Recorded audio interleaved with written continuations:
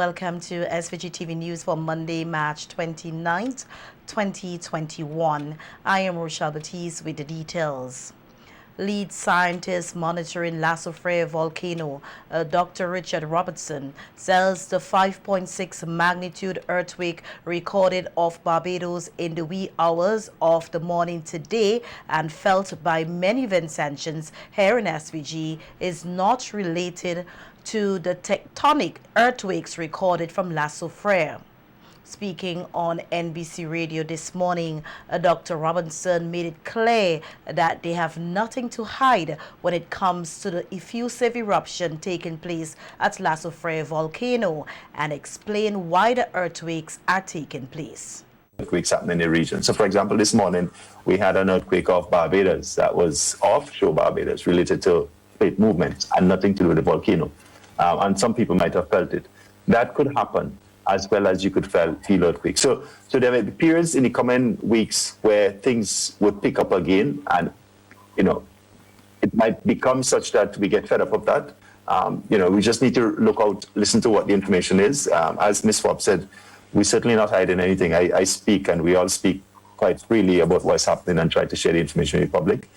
Listen to that information and take the actions that you need from that information. So very certainly behaving like how it's kind of normally does, although it started on effusion this time, but we wouldn't be surprised if it goes explosive at some point or it just stops for a little while. But at some point it's going to resolve itself, and we need to be prepared for that. Dr. Robertson further noted that while the volcano tectonic events at Lasso Freya have ceased, they continue to record regular seismic events. He said persons need to be mindful that Lasso Freya volcano can erupt at any time, and if it does, ash falls could be a problem on the mainland and to some extent neighboring countries. Well, fortunately, because of the wind direction, the wind patterns we have on the volcano, a lot of the ash goes offshore, into the sea, into the surrounding islands, Barbados and places like that. But there are rare occasions when it comes south, and there are precautions that you can take. Again, as far as I can see, there's lots of information out there about things that you can do. If ash comes to the south, you have to protect your face with a mask or with something wet to get the ash. Get the ash, so breathe it in, cover stuff to prevent the ash from getting on it. Precautions that's out there, listen to it and take it. Those in the green zone may be affected, and you need to bear that in mind. Volcano tectonic events changed last Tuesday and stopped on Friday. Many persons in the red zone reportedly felt the earthquakes, especially those in Fancy, Obia and Sandy Bay. Dr. Robertson said based on past events, Lasso Freya volcano can erupt explosively with little warning, hence the reason why persons in the danger zones must remain on heightened alert. Things like the fact that Freya can move very fast, that it could go from doing not very much to full-scale explosions in 24 to 48 hours. That happened in 79. So the period before sort of an explosion could be quite short. Secondly, that actually could take a long time also. In 1902, there were 2 years of seismicity before it actually went explosive. So we hope that we have some sort of medium between the two of them. So people need to bear in mind that Freya tends to have two kinds of eruptions. It either is effusive, as it's doing now, or it's explosive. And sometimes they happen quite close to each other with a space apart. So it's doing what it normally does, and we need to respect it in the fact that if it's explosive, we need to move off the mountain. The National Emergency Management Organization, NEMO, held a simulation exercise last Friday to test the level of preparedness should there be an explosive eruption of Lasso Freya volcano. An evacuation order is given. Director of NEMO, Michelle Forbes, said she was pleased with the simulation exercise, which she deemed as a success, noting that all relevant agencies at the national and community levels got the opportunity to test their readiness plans. In their minds the role of each agency. I mean, we have been practicing for years. We practiced for trade winds, but we're in a real situation now. So it was good that we were able to take people through. We had over 80 participants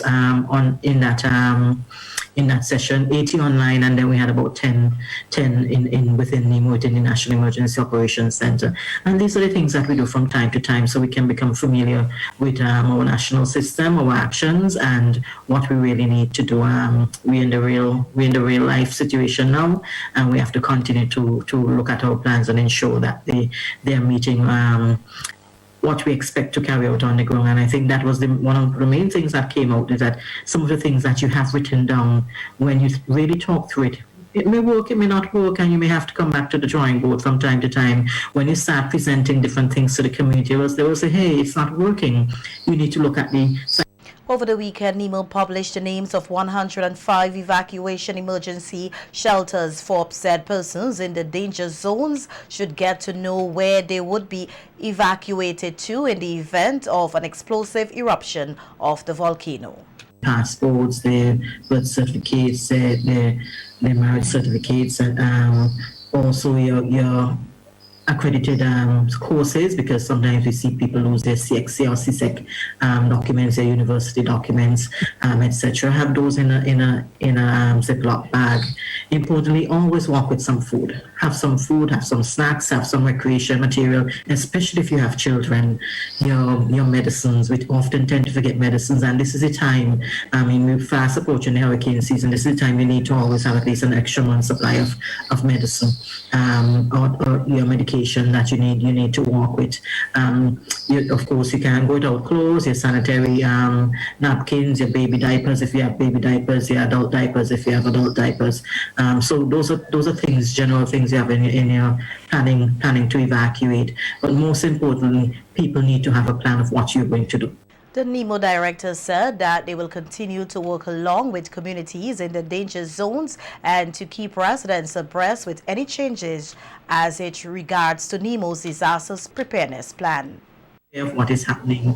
For us, our focus is really on ensuring that if we go into an evacuation phase, that everything is nailed down. So we have been paying a lot of attention to the moving pieces, ensuring that we have buses on standby, and all of that kind of information. So the most important thing for me, though, I don't want people to become complacent. We hear that, okay, it's gone back a little quiet. Let's not think it's all over. We don't know what last is going to do. As the scientists will keep informing us. So we have to be in a constant state of monitoring and readiness, and to be able to go either way, if you want to put it that way, whether the volcano revs up or go down. So we need to be prepared for any changes whatsoever.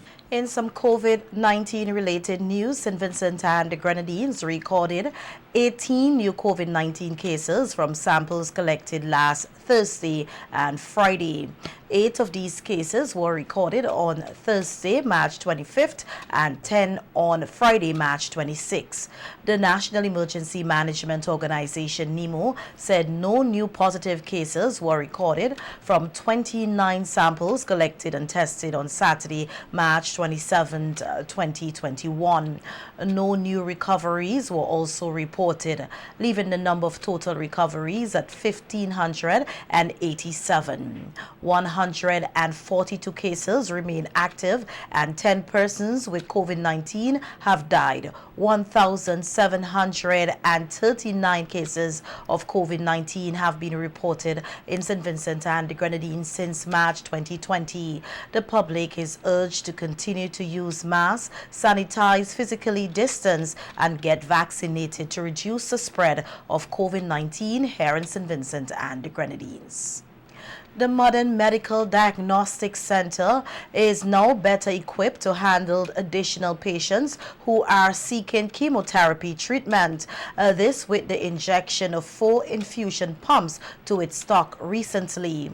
The pumps were handed over to the institution last Thursday, March 25th, 2021, through a donation of the Consulate of St. Vincent and the Grenadines in Toronto, Canada, in conjunction with the SVG Disaster Relief Initiative platform.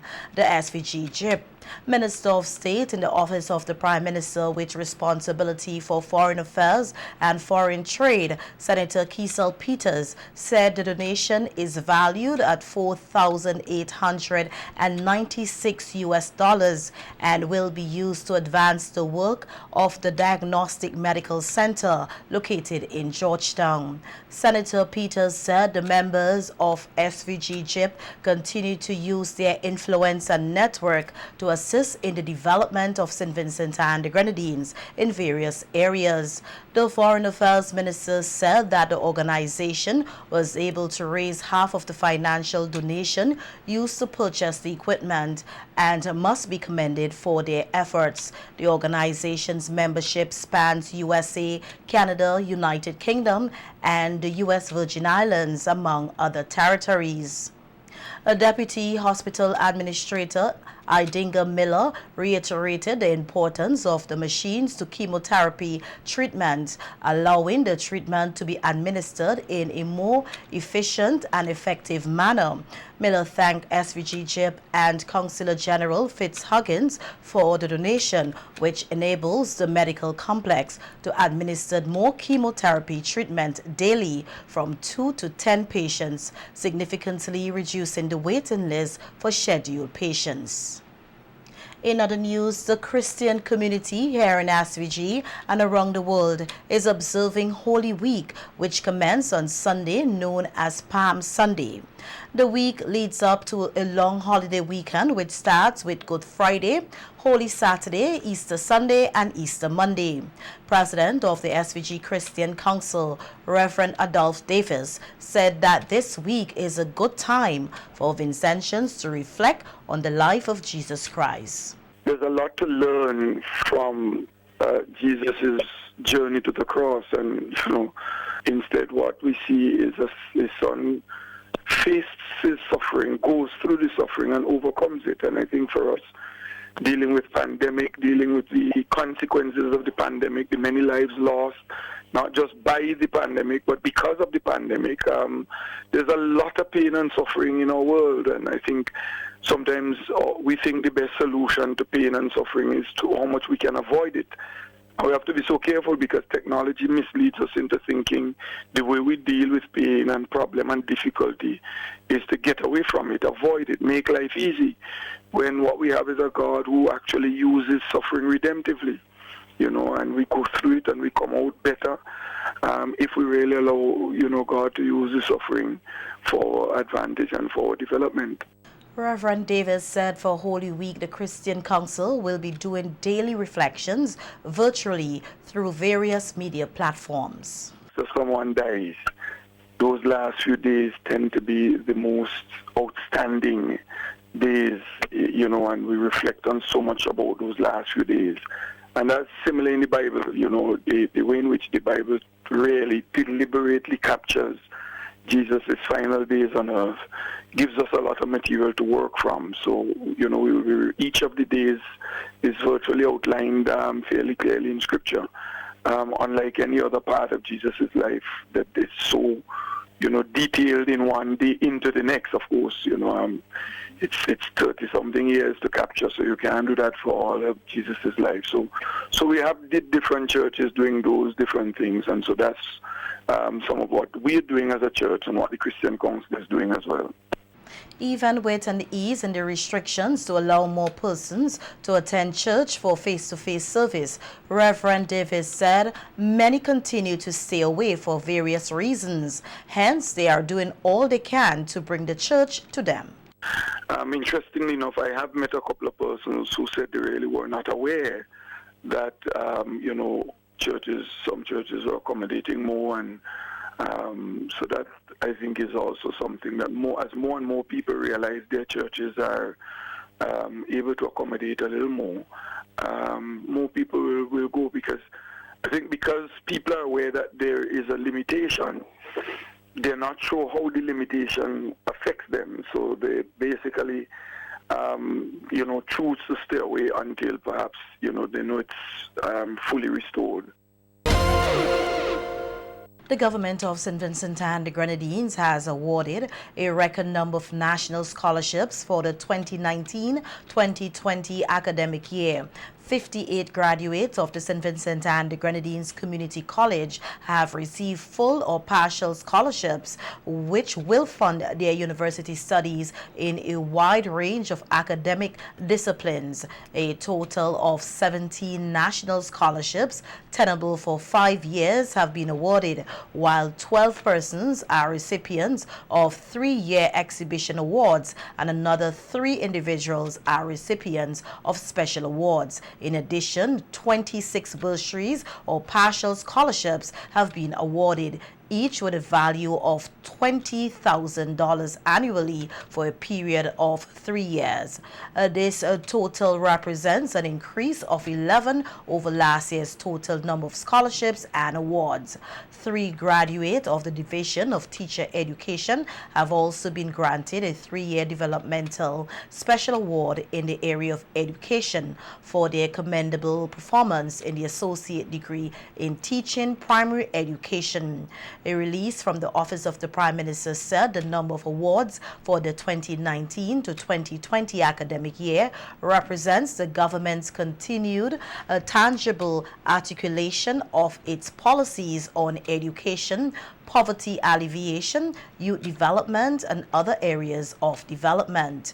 The release said it is also an acknowledgement of the impressive results achieved by last year's graduates of the community college, who are aptly and deservedly recognized and rewarded for their first-rate performances, discipline, and dedication. The ruling Unity Labour Party, ULP, on Sunday, March 28, 2021, celebrated 20 years in government, which was commemorated virtually on different media platforms. The ULP, led by Prime Minister Dr. Ralph Gonsalves, took office on March 28, 2001, and in November last year, the party won an unprecedented 5th consecutive term in office. On the WeFM's Issues at Hand program on Sunday, party leader Prime Minister Dr. Ralph Gonsalves called into the program from New York to speak on the achievements of the party in government over the last 20 years. He said though it was challenging, the party managed to achieve a revolution in healthcare. And we have working further not only in the public health, but also in primary health and secondary health, and we with a number of health care facilities which we have built. But to be mentioned them, what they've done at the hospital. I mean, we are now at the center of pediatric care in the entire Eastern Caribbean. Collaboration with the World Pediatric Project. Incorporate the other important health missions into the delivery of our health services. People are living longer, people are healthier. Despite our challenges with diabetes and hypertension, the critical non-communicable diseases. Prime Minister Gonsalves also outlined several other achievements under the ULP government, including in education, infrastructural development, and SVG gaining a seat on the UN Security Council, the smallest island state to achieve this feat. And he has grown from just about 800 and something million Caribbean dollars as GDP in 2001. to over 2.2 billion in 2020.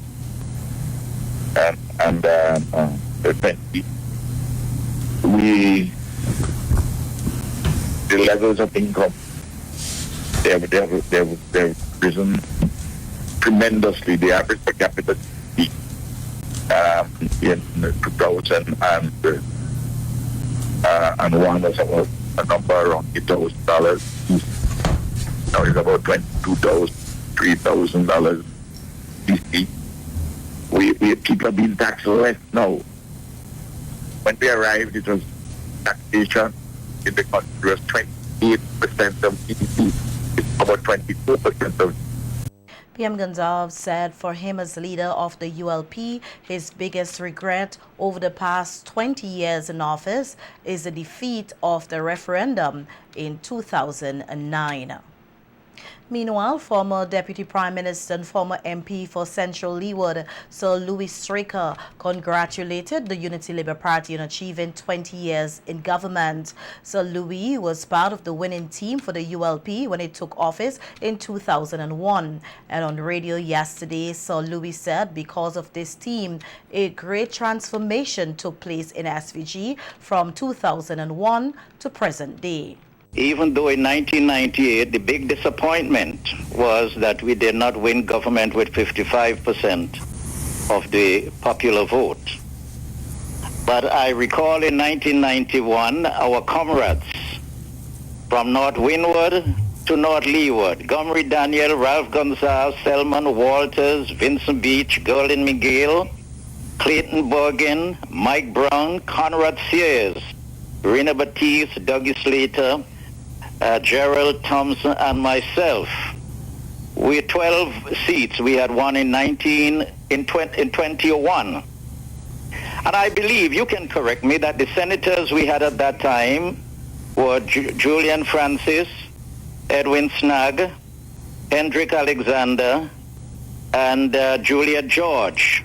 Highlighting some of the accomplishments of the ULPN government for the last 20 years, Sir Louis said they are all worth celebrating, even though they are oftentimes taken for granted. Thanks to the people of Central Leeward who have elected the ULP candidate, myself and Maxwell, for the past 20 years, so that we were able to build the Layou waterfront.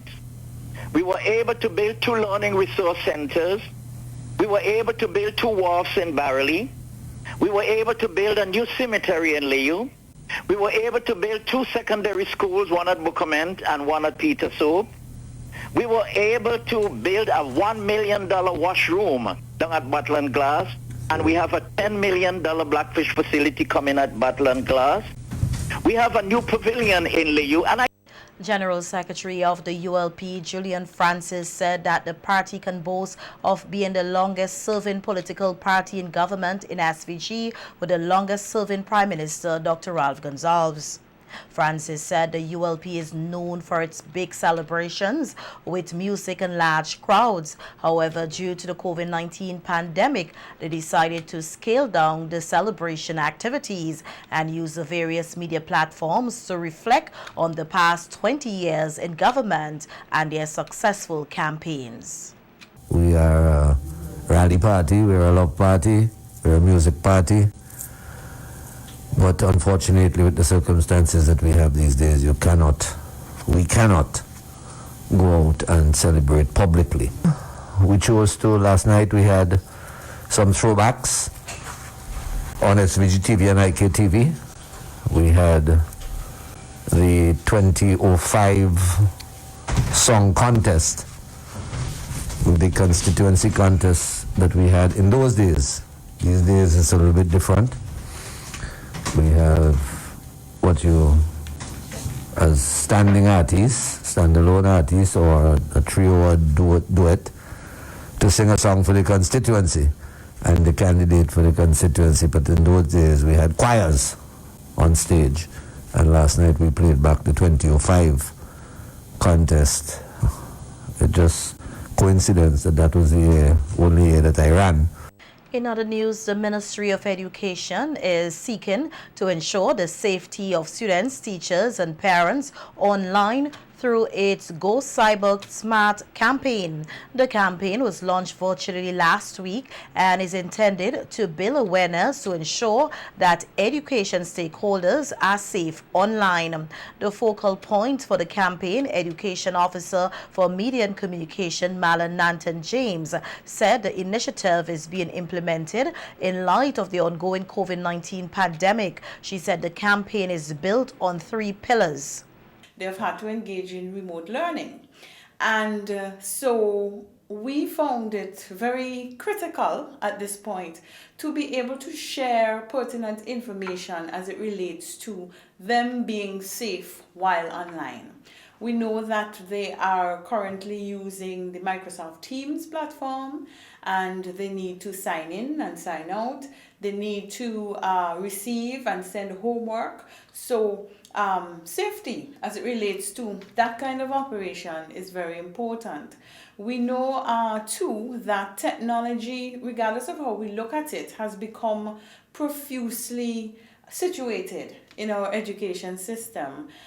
The students, apart from, if it's remote learning, I just explained how they become involved with online activities with remote learning.